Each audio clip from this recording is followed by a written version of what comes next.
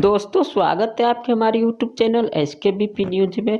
दोस्तों आज मैं फिर दबंग स्टार खेसारी लाल यादव से जुड़ी बहुत बड़ी खबर लेकर के सामने आया हूँ। दोस्तों आप लोग इस खबर सुनने से पहले आप लोग हमारे वीडियो के एक लाइक और प्यारा सा कमेंट भी कीजिएगा। और दोस्तों आप लोग हमारे चैनल पर नए आए तो इस चैनल को भी सब्सक्राइब कर लीजिएगा। तो चलिए शुरू करते हैं।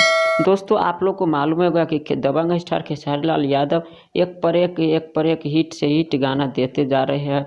और इसमें से भी एक और गाना सामने आया है और उस गाना का टीजर को आज ही रिलीज किया गया है, जिन गाना का नाम है बारिश। और इसी गाना को लेकर के आज बहुत बड़ा बवाल होने वाला है, क्योंकि इस गाना रिलीज होते ही एकदम धमाल मचा करके रख दिया है इन गाना को रिलीज टीजर को रिलीज करते ही।